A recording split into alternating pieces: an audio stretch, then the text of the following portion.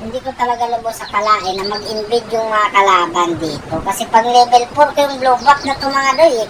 Kaya lang nung pagpunta ko, nawala na yung blowback ko. Kaya sinabihan ko yung mga kampi ko na naagawan ako ng blowback mga doy. Ang masaklap pa, tinawanan pa ako ng kakamping kong Bruno. Ano ba to? Wala kang awa! Pero sige, okay lang yan mga doy. Partida ko na lang yun sa kanila. Hindi naman siguro masamang magbigay ng partida mga doy, di ba? Wala kaming pakialam! Bakit ba? Aba, matapang talaga yung mga kalaban namin dito. Kalain mo, pumasok talaga dito sa danger zone. Kaya yung mga doy, binigyan ko na ng discount. Pinauwi ko na siya. Nasa danger zone ka nga ni na sa puntong to. Pinaglaway-laway ko lang yung taon yung yun mga doy. Kasi binakbakan ko na yung blong mananap niya. Wala ka nang magagawa doy. Ano pa bang magagawa mo? Kasi kukunin ko talaga to.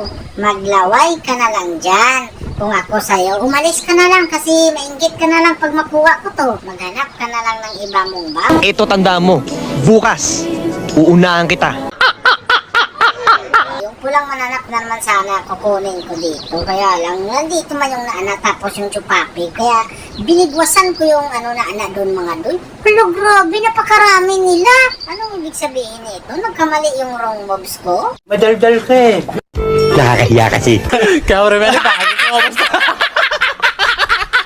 Yung yan dito, napilitan na lang yung taon talaga siyang mag-ultimate doon sa namin, Haring Baka. Kasi pag hindi siya mag-ultimate doon mga doy, impas din siya doon sa mage namin. Kaya dito, inabangan ko siya paglabas niya mga doy. Diretso uwi na yung taon talaga siya. Yan ang hirap sa'yo yun. Napilitan ka kasi. Ako, hindi ako napilitan. Talagang kusang sinadya ko talaga yun. Kumbaga, pinagplanuhan ko yun yin. Kaya ang masasabi ko lang yung taon sa'yo yun, pasensya ka na muna. Sana maintindihan mo ako. Ito tanda mo, bukas, uunahan kita. Ang ganda na naman ng set ng Haring Baka namin dito. Kahit nasa loob siya ng tore mga doy. Nag-set talaga siya kaya wala rin kaming ibang note choice na titignan lang namin doon. Ang ginawa namin doon, sinuportahan namin siya sa kagustuhan niya.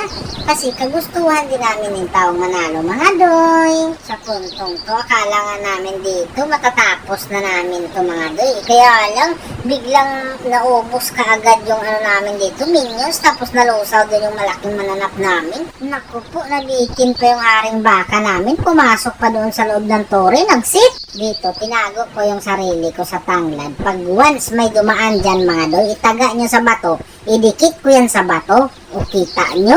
Sus Mariosep, hindi talaga ako nagkakamali sa sinasabi ko. Nagkakatotoo talaga. Kasi planado nga ni. Galing din talaga magdambog ng Haring Baka namin dito. Kalain mo, nadambogan niya yung tawon yung doon mga doy, yung hanabi. Kaya pinalawapan ko na, sinaglit ko lang yung tawon talaga. Kaya dito, narinig ko na naman yung victory.